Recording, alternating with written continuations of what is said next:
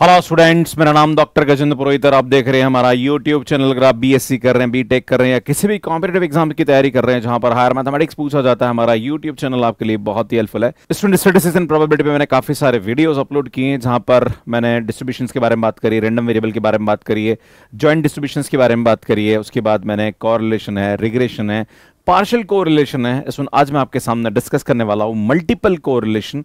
इसमें partial correlation और multiple correlation में क्या डिफरेंस है ये भी बताने की कोशिश करूंगा।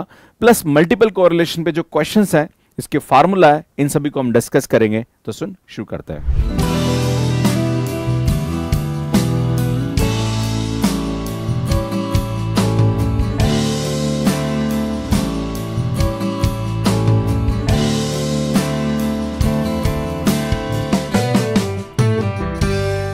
तो सुन बात करते हैं सबसे पहले मल्टीपल कोरिलेशन के बारे में। एक तो होता है हमारे पास कोरिलेशन कोएफिशिएंट, राइट, जिसको हम आर से डिनोट करते हैं या इसको हम आर एक्स वाई भी बोलते हैं, मतलब दो वेरिएबल के बीच में कोरिलेशन निकालना। इसके बाद जब हमारे पास दो से ज्यादा यहां पे वेरिएबल आ जाते हैं तो उस वाले केस में यहां पे दो कंसेप्ट आते हैं। एक आता है मल्टीपल कोरिलेशन, एक आता है पार्शियल कोरिलेशन। इससे पहले मैंने पार्शियल कोरिलेशन के बारे में डिस्कस किया था। मान लीजिए हमारे पास तीन वेरिएबल है, 1, 2 एंड 3, मतलब x1, x2 एंड x3। आपको यह पता लगाना है कि इन तीनों वेरिएबल में कैसे चेंज हो रहा है, मतलब इन तीनों वेरिएबल में क्या आपस में कोई कोरिलेशन है या नहीं है। तो सुन, यहां पे हमारे पास पार्शियल कोरिलेशन का कांसेप्ट जो होता है उसमें यह होता है कि हम क्या करते हैं, सबसे पहले इन दोनों का चेक करेंगे कि इन दोनों में क्या कोरिलेशन है, तीसरे को हम कांस्टेंट मानते हैं। या फिर अगर मैं इसको दोनों को चेक करता हूं तो सुन, यहां पे 1 और 3 में चेक करेंगे, 2 को कांस्टेंट मानेंगे। इसमें हम बात करते हैं, अगर मुझे यह पता लगाना है कि इन दोनों में चेक करना है तो क्या करूंगा भैया, 2, 3 को यहां पे चेक करूंगा कि इन दोनों में क्या कोरिलेशन है, सुन 1 को कांस्टेंट मानेंगे, राइट। तो सुन, ये हमारे पास जो कंसेप्ट था ये पार्शियल कोरिलेशन का कंसेप्ट था। अब सुन बात करते हैं, सुन मल्टीपल कोरिलेशन का कंसेप्ट क्या होता है। सबसे पहले तो बताना चाहता हूं कि जो मल्टीपल कोरिलेशन होता है इसको कैपिटल आर से डिनोट करते हैं। सुन, यहां पे क्या होता है कि किसी एक वेरिएबल का रिमेनिंग 2 वेरिएबल के साथ क्या डिपेंडेंसी है। जैसे मैं आपके सामने बताना चाह रहा हूं, किसी भी स्टूडेंट की मार्क्स की परफॉर्मेंस, उसके आईक्यू लेवल, मान लीजिए एक स्टूडेंट है, उसकी जो भी मार्क्स है ना, उसकी जो परफॉर्मेंस होती है वो डिपेंड करती है उसके आईक्यू लेवल पे, कि उसका आईक्यू लेवल क्या है, उसके फादर की क्वालिफिकेशन क्या है, उसकी मदर की क्वालिफिकेशन क्या है ना, मतलब ये 3 वेरिएबल भी हम मान लें तो सुन, ये जो मार्क्स है ये इस पे भी डिपेंड करते हैं। अगर उसका आईक्यू लेवल बहुत अच्छा है तो उसके मार्क्स बहुत अच्छे आएंगे। अगर उसके फादर की क्वालिफिकेशन अच्छी है, उसको पढ़ा रहे हैं, तो कहने के उसके मार्क्स में इंप्रूवमेंट नजर आएगा। इसमें उसकी मदर की क्वालिफिकेशन अच्छी है, मदर उसको कुछ पढ़ा रही है, तो कहने कहीं उसके मार्क्स में इंप्रूवमेंट आएगा। या फिर अगर मैं बात करूं सीड्स, अगर कोई भी क्रॉप हम बात करें तो क्रॉप में सीड्स बहुत इंपॉर्टेंट होता है, उसका सीड जो है वो काफी इंपॉर्टेंट होना चाहिए, राइट। तो अगर हम बात करें सीड की क्वालिटी, है ना, मतलब जो क्रॉप है उसका प्रोडक्शन किस प्रकार से होगा, राइट। तो प्रोडक्शन हमारे पास अगर एक वेरिएबल ले लें, है ना, तो सुन यहां पे अगर हम प्रोडक्शन की बात करें, है ना, कोई भी क्रॉप का प्रोडक्शन, है ना, तो प्रोडक्शन में हमारे पास 3 वेरिएबल अगर हम मान लें, है ना, ये प्रोडक्शन हमारा है कि जो क्रॉप का प्रोडक्शन है वो कितना होगा, ये डिपेंड करेगा क्वालिटी ऑफ सीड, है ना, भाई सीड की क्वालिटी क्या है। दूसरा हम ये देखते हैं कि सुन जो रेनफॉल है वो कैसा रहा है ना। तीसरा जो है कि जो भी फार्मर खेती कर रहा है वो उसको कितना टेक केयर कर रहा है ना, तो हम बात कर सकते हैं टेक केयर, है ना, कि भाई कितना ध्यान रख रहा है, टाइम पे पानी पिला रहा है कि नहीं पिला रहा है ना, साफ सफाई कर रहा है कि नहीं कर रहा, राइट। जितना क्वालिटी ऑफ सीड होगा उतना प्रोडक्शन इंप्रूव होगा। जितना रेनफॉल होगा, अच्छा, मतलब रेनफॉल भी जितना जरूरत है उतना पानी होना है, ऐसा नहीं कि ज्यादा रेनफॉल हो जाए, राइट। तो रेनफॉल भी according to the requirement of crop हो रहा है तो प्रोडक्शन इंप्रूव हो जाएगा। अगर कोई भी किसान है जो कि खेती कर रहा है, अगर वो बहुत ध्यान रखता है कि लाइक साफ सफाई अच्छे से कर रहा है, देन पानी टाइम पे पिला रहा है, देन बाहर बहुत सारे नुकसान होते हैं, लाइक जानवर घुस जाते हैं या बहुत सारी ऐसी चीजें होती है जिससे क्रॉप को नुकसान हो सकता है, अगर उसका भी ध्यान रख रहा है तो कहने के उसकी प्रोडक्शन क्वालिटी में इंप्रूवमेंट होता है। तो अगर हम देखें तो ये हमारे पास एक वेरिएबल है जो इन तीनों पे क्या कर रहा है, डिपेंड कर रहा है। तो सुन, जब भी मल्टीपल कोरिलेशन की बात होती है तो वहां पे एक डिपेंडेंट वेरिएबल होता है और बाकी रिमेनिंग को हम इंडिपेंडेंट मान लेते हैं। तो सुन, यहां पे अगर बात करी जाए मल्टीपल कोरिलेशन, जैसे मैं बात करूं, सुन R1.23 ऐसा हम लेंगे तो हम ये देखेंगे कि जो 1 वेरिएबल है वो 2, 3 पे क्या कर रहा है, सुन, डिपेंड कर रहा है। तो 1 हमारे पास डिपेंडेंट वेरिएबल है और 2 और 3 हमारे पास यहां पे क्या है, इंडिपेंडेंट है। जैसे मैं बात करूं कि 1 जो है ये दिखा रहा है प्रोडक्शन को, तो 2 दिखा रहा है यहाँ पे क्वालिटी ऑफ सीड को, और 3 दिखा रहा है यहाँ पे रेनफॉल को। अगर ये दोनों ही सही होंगे तो 1 में यहां पे क्या होगा, चेंज दिखेगा, राइट।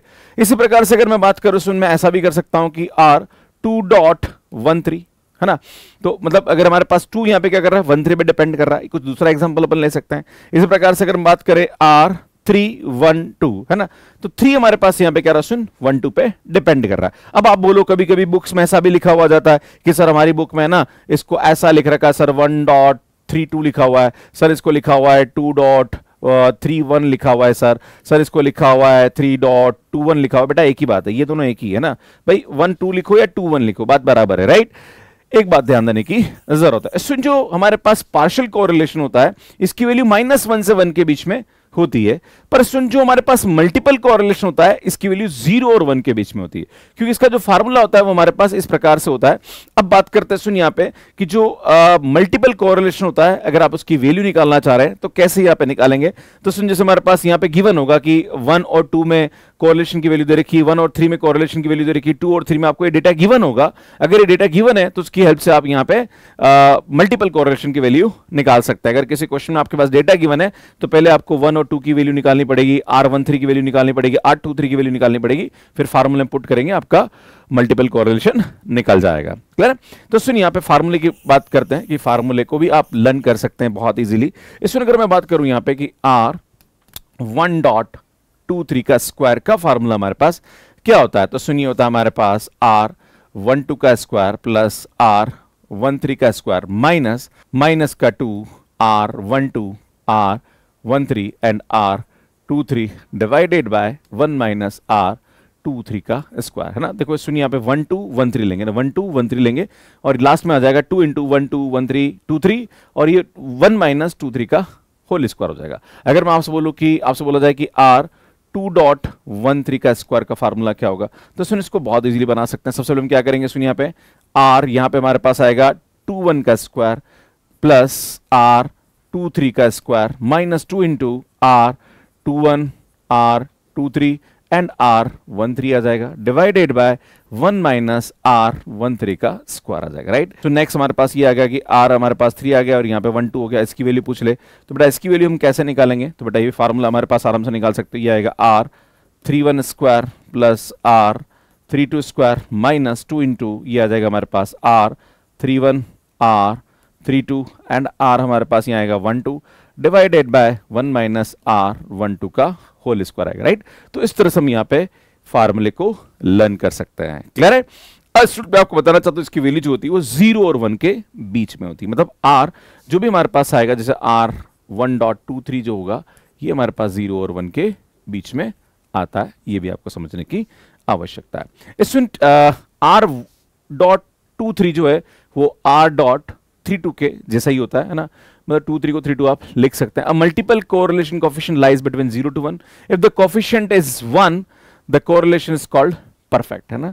और अगर बाई चांस यहाँ पे 0 आता है तब हम बोलते हैं कि डेटा आर अनकोरिलेटेड, है ना, मतलब उनके बीच में कोई भी कोरिलेशन नहीं है। मान लीजिए हमारे पास ये डेटा गिवन है और आपसे बोला जा रहा, बेटा यहाँ पे क्या दे रखा है ध्यान दीजिएगा, आपसे बोला जा रहा है कि R12 की वैल्यू हमारे पास 0.8 है, R13 की वैल्यू हमारे पास माइनस का 0.4 है एंड R23 की वैल्यू हमारे पास दे रखी है माइनस का 0.56। आपसे बोला जा रहा है कि R.23 की वैल्यू निकालिए एंड R2.13 की वैल्यू निकालिए। सुन सीधा सीधा फार्मूला है, फार्मूले में वैल्यू पुट करिए, आंसर आ जाएगा। सुन R1.23 की बात करें तो सुनिए आएगा R12 का स्क्वायर R13 का square minus 2 R12 R13 R23 1 minus R23 का होल स्क्वायर आएगा। और चाहे तो सुन यहाँ पे इसका स्क्वायर कर दो, बाद में इसका स्क्वायर रूट ले लेंगे। क्लियर?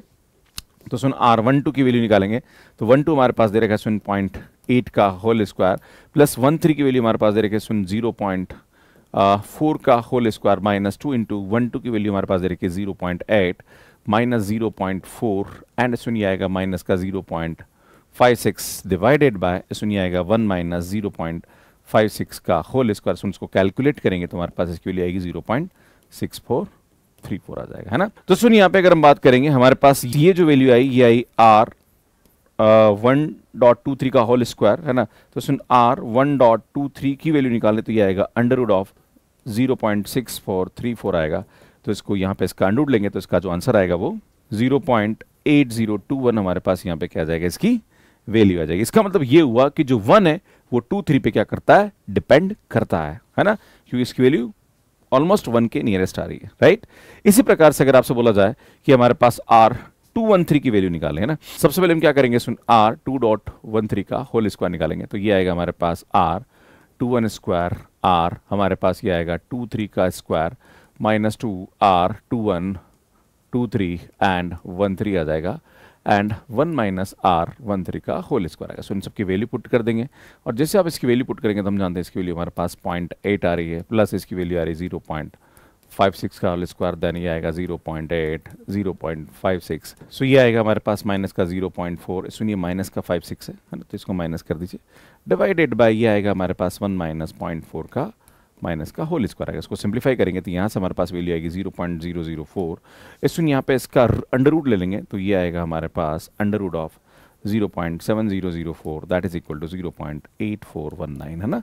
तो इस तरह से हम यहाँ पे इसकी वैल्यू निकाल सकते हैं। क्लियर है, आगे बढ़ते हैं। इसमें नेक्स्ट हमारे पास ये बोल रहा था कि अगर हमारे पास इसकी वैल्यू 1 दे रखी है तो आपको प्रूव करना है कि 2.13 की वैल्यू भी 1 होगी और 3.12 की भी वैल्यू भी 1 होगी, है ना।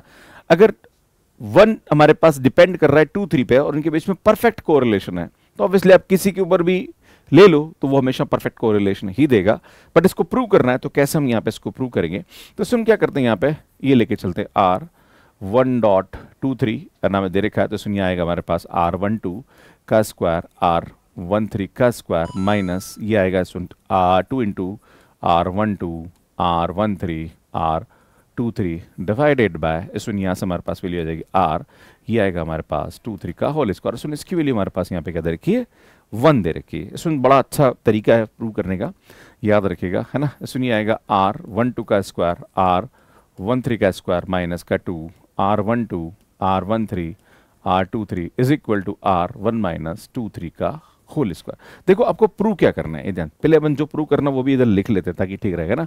तो हमें प्रूव करना है R2.13 की जो वैल्यू है वो हमारे पास 1 है, तो बेटा इसका मतलब ये प्रूव करना है कि हमारे पास अगर मैं इसकी बात करूं यहाँ पे इसका फार्मूला होता है R21 square R23 square minus 2 है ना, एंड 23 एंड हमारे पास ये आएगा 13।